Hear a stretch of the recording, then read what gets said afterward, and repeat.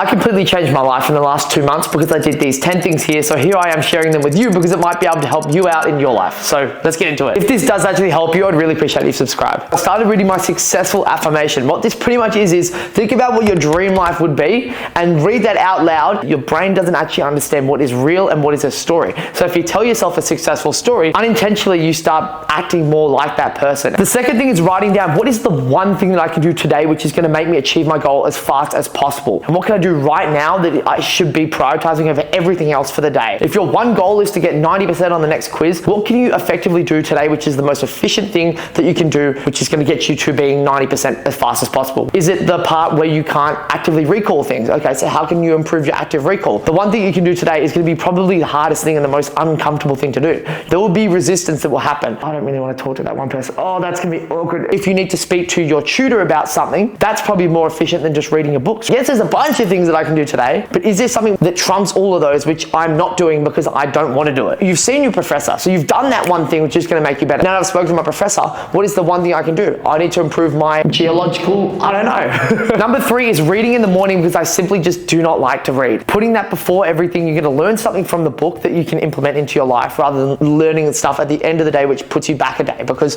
if you learn something at the end of the day, then you have to have another day to implement it. I have to read, great. I don't really want to do that because I've already done something which is uncomfortable that I didn't want to do. So now I'm doing another thing which is uncomfortable I don't want to do. And you just build that momentum pretty much. The fourth thing's very interesting. I'm doing NoFap now. The amount of time that you're wasting doing that, and when you equate it over years, I guarantee you it terrifies you. I feel like my brain is able to switch from different things way faster. I find sometimes I doubt myself or, I'm indecisive, but I found that this has ultimately made me more locked in on, all right, sweet, I'm making this decision, this is what I'm doing. Giving me lots more energy. You don't have to go to the bathroom and, choke the chicken. It's just a little bit of resistance. The fifth thing I'm doing is walking for 10 minutes after every single meal. It's great because it means that I'm just constantly getting my steps in. I'm not rushing. 30 minutes a day. If that stops you from being successful, there is something else in the way of you being successful. You could stop scrolling on your phone for 5 minutes. The sixth thing that I am doing is having 10 conversations a day. I'm a very talkative person, and even you notice yourself, you're like, oh my God, I don't feel like talking to people. Even just saying good morning, I think us humans are becoming less and less inclined to have conversations and more barriers to actually having conversations. People have earphones in. Like, it's not like, oh, I'm going to talk to 10 people a day about the political and economic state of the world. I'm just going to say, hope you have a great day, Then if that leads into something, they go, oh, I haven't had a great day. And you go,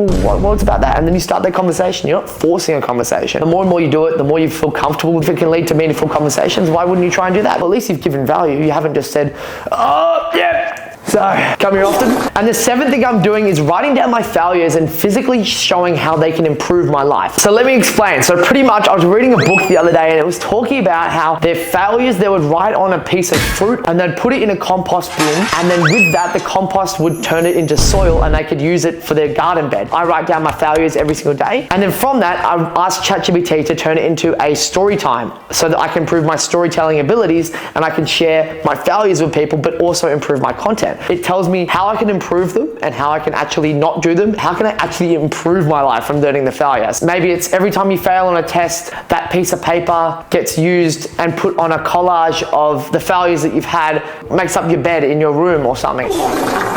If I don't fail, I don't make as much content. So therefore, I want to fail more by doing different things. And the only way I can fail more is by getting out of my comfort zone more. Think about how you can actually fail and translate it physically back into real life. The eighth thing is setting a bedtime alarm. So I set it at around 10:30. Usually the reason why you sleep in is because you don't have the ability to relax at night. All right, once the alarm's gone off, I disassociate with work. I've done all the worrying I can do for the day. If you've had, 23 hours of the day to actually complete the problem and you haven't done it, what's an extra hour going to do? All it's going to do is stress you out more. Try it tonight and I guarantee you'll have a better sleep and you'll worry less. Ninth thing I do is tell myself exactly what I want my subconscious to think about while I sleep, what I want to improve on. Talking to yourself before you fall asleep is the best way to get weird looks by your parents. Hey subconscious, tonight I want you to fully recover. I want you to sleep great. And actually telling yourself this, it works. When I was sick and I told my subconscious, I want you to get over this sickness as fast as possible tonight. I want you to recover. It works. So trial it out. And the 10th thing which I do, which I've only just started doing literally 2 days ago, one of the failures I wrote down was I snoozed my alarm and I didn't get up. I asked ChatGPT, how can I improve this? Set your phone across the room. Literally can't just, I'm just gonna snooze it. If you make it to that phone and turn it off, you deserve an extra 15 minutes of sleep. That's pretty much all the 10 things which I'm doing, which have changed my life. I'm not saying that you have to do them at all, but I'm just saying they've helped improve my life. It might help you out. So thank you all so much for watching. If you got any value from this video, I really appreciate it if you like, comment, subscribe. Hope you're having an amazing day, and I'll see you in the next video. Bye-bye.